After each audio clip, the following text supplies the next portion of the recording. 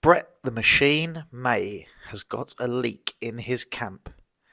And that's the bad news. And it's bad news, Hughes. And I'm back with some more bad news. Bad news is Brett the Microwave. Brett the Microwave. What the fuck? Where did that come from? Brett the Machine. Brett the Machine May has got a. Brett the Microwave May has got a leak in his camp. There's leaked sparring footage going about. It's been going about a few days. I'm a little bit late.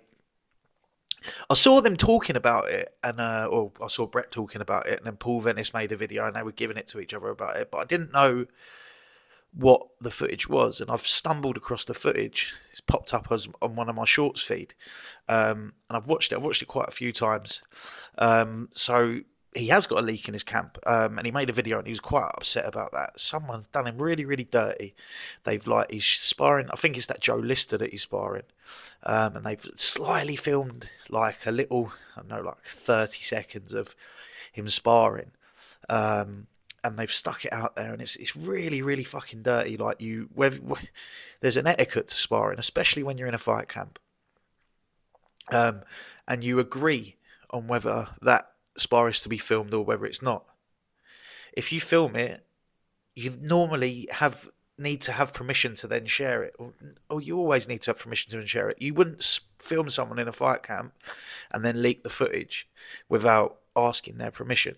So, and Brett obviously didn't want that footage yet. So someone's done him a real, real wrong, and I don't know whether he's going to find out who it was or whatever. He needs to obviously fucking, I don't know, tighten his ship up a little bit, because that's really, really dirty, whoever's done that to him. But the question is, what are we going to take from this sparring footage? Listen, he said that it was when he first got out of jail. He was overweight, he was unfit, he was 20 stone, and it was like the 7th or 8th round he's done. And I'm not here to dispute whether that is or isn't true. We've seen from other footage of him hitting the pads and stuff that he's going for all power and not very much technique at all. And that is the interesting part about this fight, isn't it? That we're all interested in, is seeing the size and power versus the technical ability. The sparring didn't really show me much different to what I thought the fight was going to be like anyway. But I do want to say that the way that they are defending themselves in this spar, firstly, is very, very different to how you're going to be able to defend yourself in 4-ounce MMA gloves. You know, 4-ounce MMA gloves have got that much, less than an inch padding.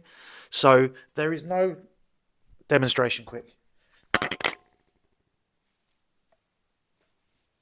No, there is none of that. That doesn't work with those gloves. It's all got to be head movement, and it's all got to be backing away, and it's all got to be parries. You can't soak. You can't soak gloves up like that, like shots up like that on your gloves. Your gloves aren't big enough to soak the shots up. There isn't. There's too much space in between. You will just get punched in your nose, or your arms, or not even your arms. There's not enough space. It doesn't work. You can't defend yourself like that when you're fighting bare knuckle or in MMA gloves. So it's quite different. Excuse me, sorry. It's quite different to how their fight is going to be. You don't stand in the pocket with each other, leaning on each other's gloves like this when you're in 4-ounce MMA gloves or bare knuckle. It doesn't work. It doesn't work like that. You haven't got gloves to lean on. The style of boxing in 4-ounce MMA gloves in a hybrid boxing match, or a bare knuckle boxing match, or a gloved boxing match, they're very, very different. So he's boxing with big, I don't know, 16-ounce gloves on, and his friend's got a head guard on. This is boxing sparring, so they're not going to be defending themselves in the same way. Brett May clearly, from what it looks like in this video, is not loading up on them punches. He's really, really not. He's just flinging his arms out, not really trying to sit down on the shots, not trying to hurt his opponent at all. He gets buzzed with a couple of body shots, but his mate really isn't whipping them body shots in hard. He's just tagged him a couple of times, and he goes, oh, and then he jumps out. He didn't get stopped, like some people have said.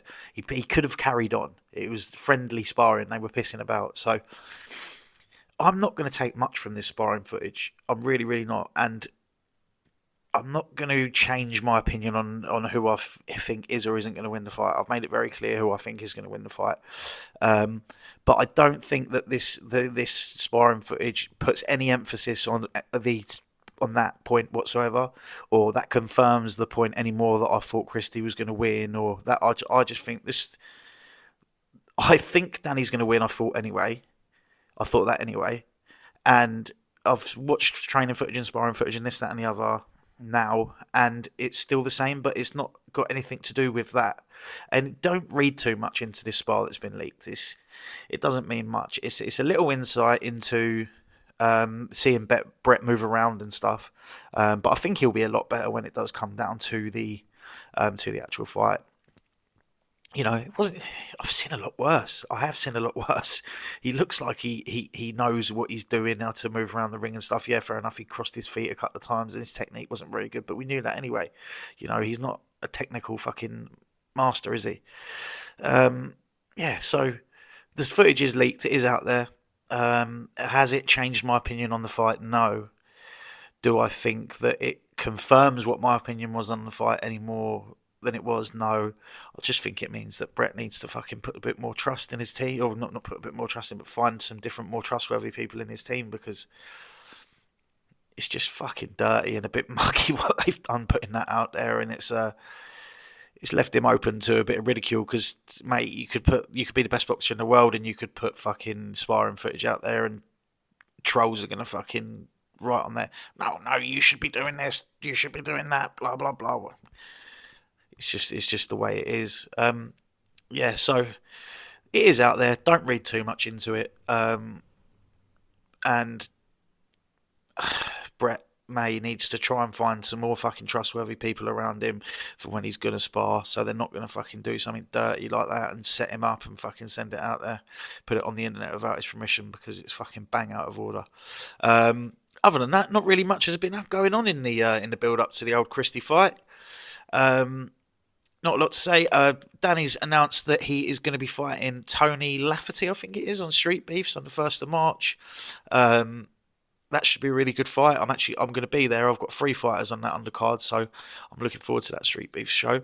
And then all on to Bad to the Bone. But yeah, other than that, Brett's just been cracking on. No crazy drama's been going on. Venice has been out of the picture. And Danny's been very, very quiet, except for he uploaded a podcast with Luke Dyson earlier that I watched. It was a very good watch, actually. Luke Dyson's a very good interview, and he comes across really well. He seems like a very nice guy. But other than that, yeah, not a lot's going on in the build-up to this fight. So thanks for watching, boys. I'm going to be back with a video about poor Mick Terrell. No, not poor Mick Terrell's occupational hazard. About fucking, about the Knucklemania. About Mick Terrell and about Jeremy Stevens especially. But that Knucklemania was a fantastic show. I'm going to bring that out tomorrow. Thanks for watching, boys. Thanks for your time. Adios. Bosh.